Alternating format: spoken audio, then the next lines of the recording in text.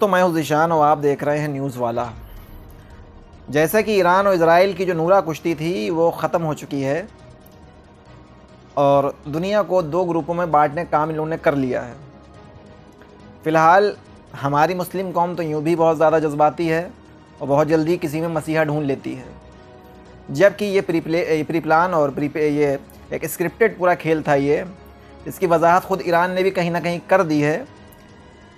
और ईरान ने जो इतनी ज़बरदस्त हमला किया जिसको दुनिया ज़बरदस्त बता रही है, वो एक नूरा कुश्ती सी थी, उसके अलावा कुछ नहीं था।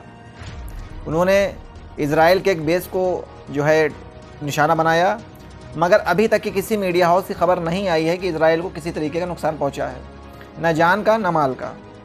अब जो जंग फ़लस्तीन और इज़राइल के बीच में चल रही थी उसको लोग बिल्कुल किनारे कर चुके हैं और पूरी मीडिया की नज़र जो है, मीडिया पूरी तरीके से इस वक्त इज़राइल और ईरान के बीच दिखा रही है कि बड़ा युद्ध होने वाला है, ये होने वाला है, वो होने वाला है, जबकि ये पूरे का पूरा स्क्रिप्टेड था।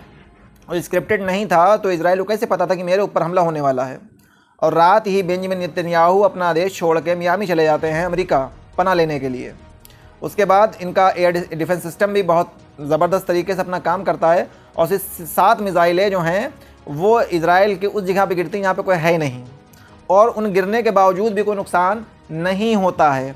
जबकि यही ईरान जब सुन्नी इलाके यानी सीरिया में हमले करता है तो आप खाली हमलों की सूरत हाल देख लें कि वहाँ पे कईयों फीट तक के गड्ढे हो जाते हैं ज़मीन में। तो वो मैं आपको हमले दिखा रहा हूँ। यही ईरान जब सुन्नी ठिकानों पे हमले करता है तो किस तरीके से तबाही होती है। आज भी सीरिया के लोग रिफ्यूजीज़ कैंप में रह रहे हैं, उनके पास खाना नहीं है और पीने को पानी नहीं है। बाहर के दूसरे संगठन उन तक की खाना और पानी पहुँचाते हैं और यही ईरान अब यही काम यहाँ कर रहा है। उसको लगता है कि हम एक हीरो की तरह अपने आप को पेश करें दुनिया के सामने और दुनिया हमको हीरो मान ले, जबकि उसने इस हमले में 30 साल पुरानी मिसाइलें यूज़ की।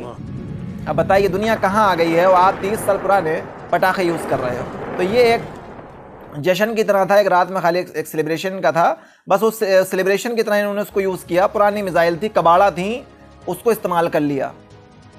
जब आप इज़राइल के ख़िलाफ़ लड़ रहे हों तो आपके पास सबसे हाईटेक चीज़ होना चाहिए, ना कि सबसे पुरानी चीज़।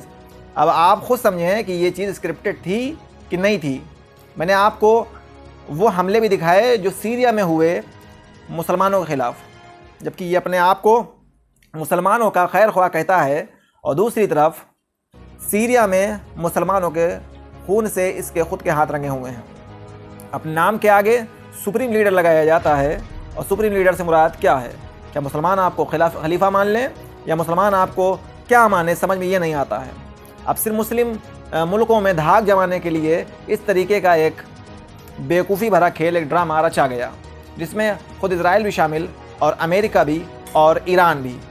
फ़िलहाल जो न्यूज़ थी मैंने आपको बता दी कि हमारी कौम जज्बाती है, हर एक को अपना हीरो मान लेती है। इस वहम से बाहर आइए और ये उम्मीद मत रखिए कि ईरान आपके साथ है। ईरान अपना पॉलिटिक्स उल्लू सीधा कर रहा है, राजनीतिक उल्लू सीधा कर रहा है। सिर्फ उसका अपना मफाद था, जो लोग उसके पीछे पड़े, अपनी कौम के लोग उसके पीछे पड़े थे कि हमारे वहाँ ईरान ने हमला करके हमारे जनरल सुलेमान को कत्ल किया, उसके बाद कई और हमले किए, आप कुछ क्यों नहीं करते हो। तो उस चीज़ को खाली पूरा करने के लिए, उस चीज़ को ठंडा करने के लिए एक छोटा सा हमला रचा गया, प्री प्लान हमला, जिसके बाद लोग उसको मसीहा समझे और बताने लगे कि ईरान के लिए मदद आ गई है, अक्सा के लिए मदद आ गई। भैया ये अक्सा के लिए ये या फ़लस्तीन के मज़लूमों के लिए मदद नहीं थी, बल्कि ये अपने वहाँ जो इनका फेलियर था उस ज़ख्मों को भरने के लिए लीपा पोती की गई थी। जी हाँ, लीपा पोती की गई थी और ये नूरा कुश्ती अब ख़त्म हो चुकी है। अब सिर्फ मीडिया हाउस में ईरान और इज़राइल है, बाकी फ़लस्तीन को किनारे कर दिया गया है। ये आज की रिपोर्ट यहीं तक की और अगली न्यूज़ का इंतज़ार करें। और न्यूज़ पसंद आई हो तो इसको शेयर करना ना भूलें, चैनल को सब्सक्राइब कर दें।